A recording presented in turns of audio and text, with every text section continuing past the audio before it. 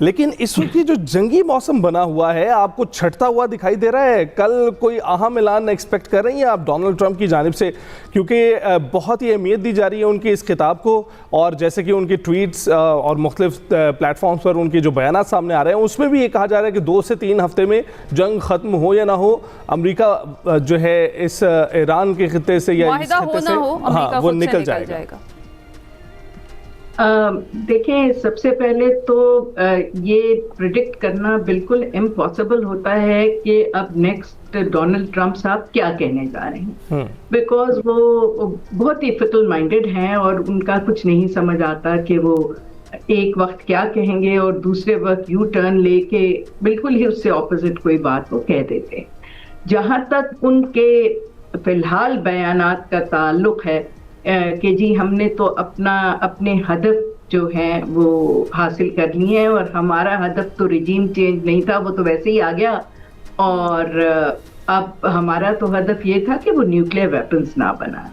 तो माजरत के साथ ईरान तो पहले भी न्यूक्लियर वेपन्स नहीं बना रहा था, उसने JCPOA भी साइन किया था उस ओमान के साथ जब गुफ्त शनीद हो रही थी, उस वक्त भी उन्होंने कहा। उसके बाद भी वो कहते रहे हैं कि जी हम न्यूक्लियर वेपन्स नहीं बनाना चाहते, लेकिन NPT के मेंबर होने के नाते से हमारे कुछ हकूक हैं और हम न्यूक्लियर पावर को अपने सिविलियन यूजेस के लिए इस्तेमाल कर सकते हैं, मेडिसिन के लिए, और हजारों न्यूक्लियर यूजेस होते हैं और हम नहीं बना रहे। तो ये तो कहना कि जी अब वो नहीं बनाएंगे, ये तो अजीब सी मुझे बात लगती है। पहले वो कह रहे थे हम जाएंगे और हम इनका जो एनरिच्ड यूरेनियम है उसको लेके आ जाएंगे, तो वो हदफ तो नहीं पूरा हुआ।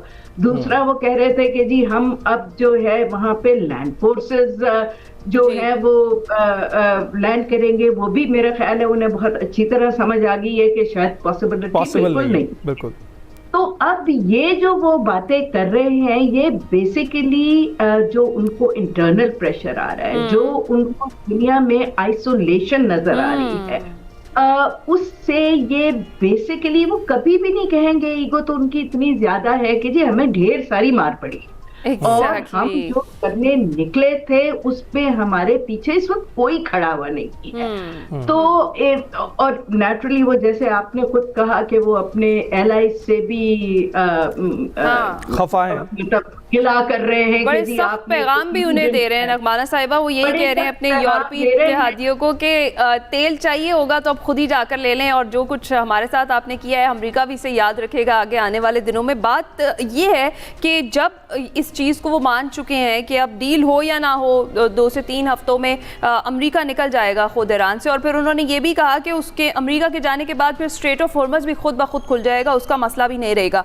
एक तरफ मुज़ाकरात के लिए वो उम्मीद जाहिर कर रहे हैं, दूसरी तरफ वो फिर मज़ीद थ्रेट्स भी कर रहे हैं ईरान को कि अगर मुआहिदा नहीं होता और स्ट्रेट ऑफ हॉर्मज़ जल्द से जल्द नहीं खोली जाती तो फिर ईरान के जो बिजली पैदा करने वाले कारखाने हैं वहाँ पर और तेल के कुओं पर अटैक्स किए जाएंगे। ये है क्या, ये दोहरी पॉलिसी डोनाल्ड ट्रंप की, जैसे आपने कहा कि वो अनप्रेडिक्टेबल है, वो कुछ भी कर सकते हैं, तो अभी जो उनका ऐलान है या जो कल का खिताब है, क्या वो डिसाइड कर देगा कि आगे इस जंग की क्या सूरत हाल रहेगी, सिचुएशन क्या बनेगी, वर्स होगी या फिर ये यहीं पर रुक जाएगा?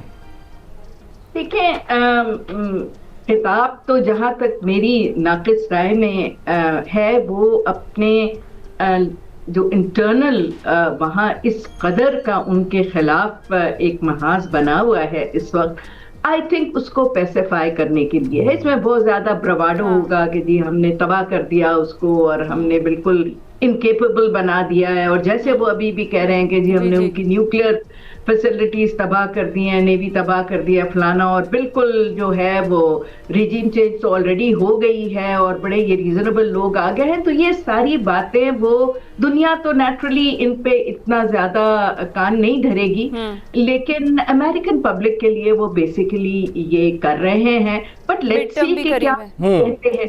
दूसरा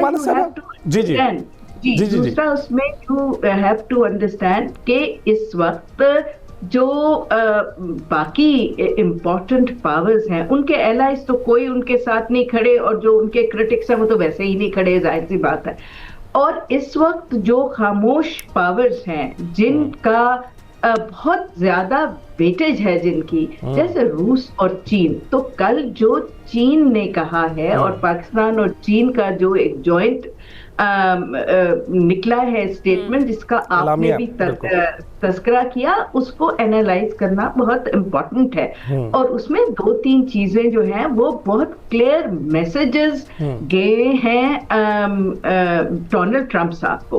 पहला तो ये कि जो डोनाल्ड ट्रंप साहब कहते हैं कि जी वो तो यूनिलैटरलिज्म पे बिलीव करते हैं और धौंस धमकी और जिस पे मर्जी आए वो मतलब फौजें लेके चढ़ जाए, लेकिन बाकी दुनिया जो है वो मल्टीलैटरलिज्म पे बिलीव करती है। और चाइना ने हमेशा कहा है कि ऐसे मामला जंग तक नहीं जाने चाहिए। और जितना ज्यादा डोनाल्ड ट्रंप साहब साइडलाइन करके यूएन को तबाह करना चाह रहे हैं, उतना ज्यादा स्ट्रॉन्ग मैसेज आया है कि आप यूएन में और मल्टीलैटरलिज्म में और सिक्योरिटी काउंसिल में जाइए और इस मामले को वहां हल करें। तो I think that's a very strong message.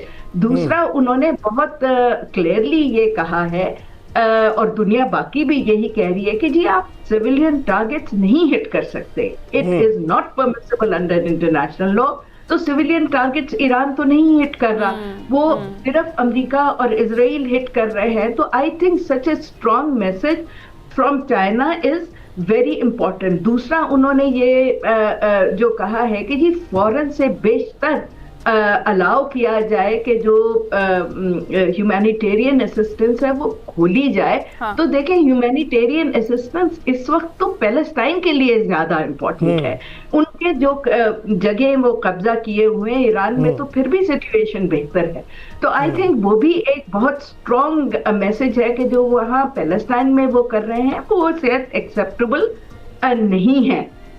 दूसरा, जहां तक स्ट्रेट ऑफ हॉर्मुज का ताल्लुक है, लास्ट सेंटेंस, तो अमेरिका को ये बहुत अच्छी तरह समझ आ गया है कि under no circumstances will they be able to get it opened by force. और दूसरा, उनको ये भी समझ है, वो कहते हैं जी आप खुद जाके तेल लेने, तो वो जो 20 कंट्रीज हैं जिन्होंने इनकार किया है ट्रंप के साथ खड़े होने का, उनको तो वो वैसे ही कह रहे हैं कि जी आप जाएं और ले लें।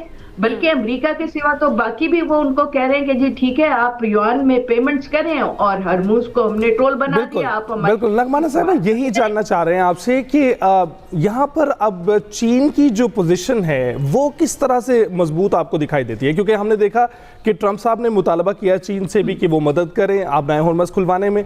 अब हमने देखा ये 5 निकाती जो मंसूबा पेश किया जा रहा है, इसमें भी पाकिस्तान और चीन दोनों की तरफ से इसका मुतालबा किया गया है कि आप नए हॉर्मज़ को खोला जाए। और जो सबसे इंपॉर्टेंट बात यह है कि जहां पर ये बेसिस मौजूद हैं, अमरीकी बेसिस मौजूद हैं खलीजी रियासतों में, वो तो तहफ़्फ़ुज़ फराहम करने में नाकाम नजर आती हैं। लेकिन ईरान और खलीजी रियासतों की खुद मुख्तारी, इलाकाई सालमियत और सलामती का तहफ़्फ़ुज़, इसका मुतालबा किया गया है पाकिस्तान और चीन की जानिब से। तो आपको कुछ नज़र आता है, कुछ पैटर्न बदलता हुआ, जिसमें युआन में कभी कहते हैं कि तिजारत होगी और फिर सलामती की बातें भी इन्हीं ममालिक की जानिब से की जा रही हैं, चीन की जानिब से की जा रही है, तो ये तहफ़्फ़ुज़ फराहम कर सकेंगे इन ममालिक को?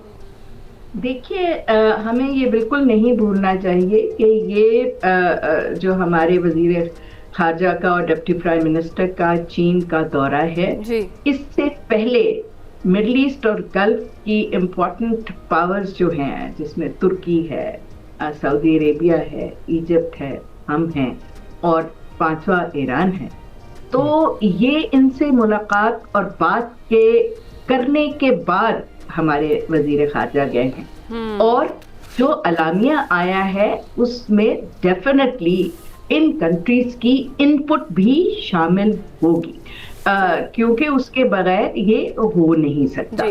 तो जाहिर सी बात है, जो टेरिटोरियल इंटेग्रिटी, सॉवरेनिटी की बात कर रहे हैं, वो आप गल्फ स्टेट्स की भी कर रहे हैं, ईरान की भी कर रहे हैं और मिडल ईस्टर्न स्टेट्स की भी कर रहे हैं, जिसमें the concept of greater middle east भी आता है,